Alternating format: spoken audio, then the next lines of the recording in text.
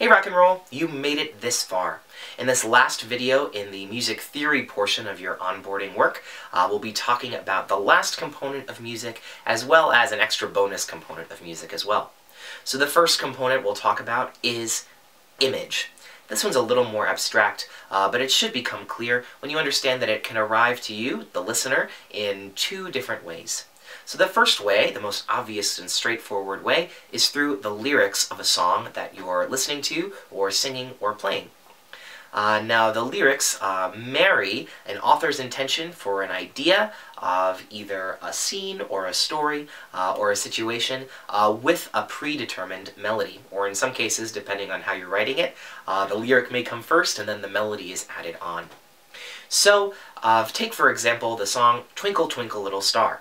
Now this is an example of a melody that has the same melodic content, but the image changes depending on how you use it. So we have Twinkle Twinkle Little Star, obviously about the stars up in the sky, and then you can also use the same melody to sing Baa Baa Black Sheep. The same melody also works for the alphabet song. So you have Twinkle Twinkle Little Star, as well as Baa Baa Black Sheep, have you any wool? As well as A, B, C, D, E, F, G, and so on. All three share the same melody, but all three images are very, very different. Now you can use the lyrics that deliver these images to your own advantage when you're in class working with your students. Now you can either make up your own melodies or you can borrow a melody and add your own lyrics, and this might help deliver an image that might be useful for different points in your day. So whether it's transitioning to put on shoes to go outside, or getting ready for a snack or a mealtime, preparing for nap time, or for some other circle activity, you can change a melody or a lyric to suit your needs and really cement that routine aspect of the day into your students' routine. Now the second way that image can come to you is also through just listening to the sound of the music. Now we'll play a couple of different songs that you can listen to and see what images you get out of the music.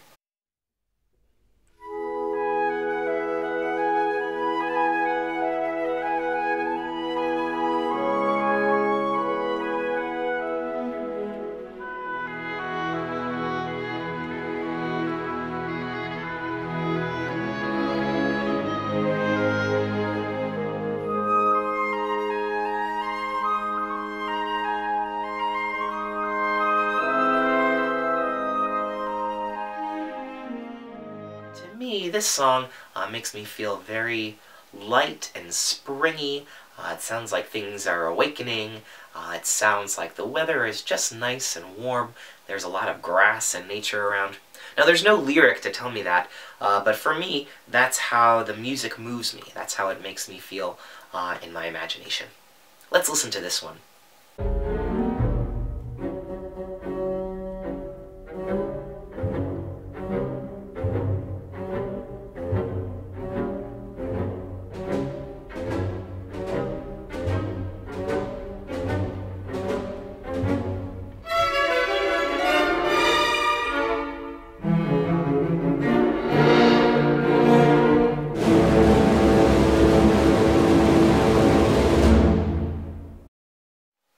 So this is from Peter and the Wolf.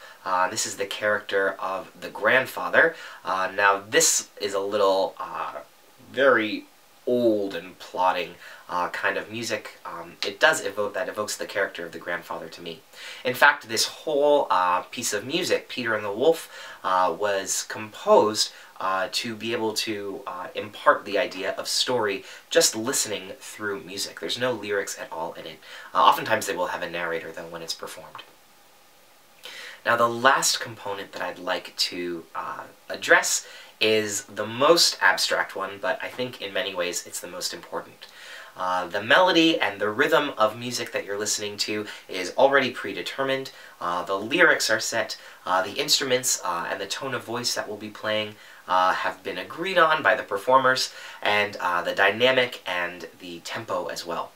The last piece of the puzzle is, well, you could have a couple of different names. You could call it spirit or soul or whatever you want to say, whatever your beliefs are. This is the sort of inner life of a piece that makes it feel human. You know, you can program a computer to play all sorts of music, and it can play it incredibly flawlessly. A lot of times humans are a lot more prone to mistakes, but it's that human soul of music which is what really drives us to identify with the music that we're listening to, and is also so important for this age group. They want to hear the music, and they want to be involved, but the most important thing is that they're connecting with the adult who's in the room with them, who's singing or playing the music, as well as with each other, developing the empathetic bonds that will help foster their social development. So, just another thing to be conscious of is that when you're singing a song, you never ever want to just be singing it rote, totally disengaged. Every time you're singing a song, or playing a song, or listening to music in the classroom, you're really connecting with the child, looking them in the eye, seeing them as a whole person, and sharing this gift of music with them from your perspective as an adult to their perspective as a young child who's just understanding a lot of new information in the world. Well, this completes our music theory portion of your onboarding, so there will be another little quiz below.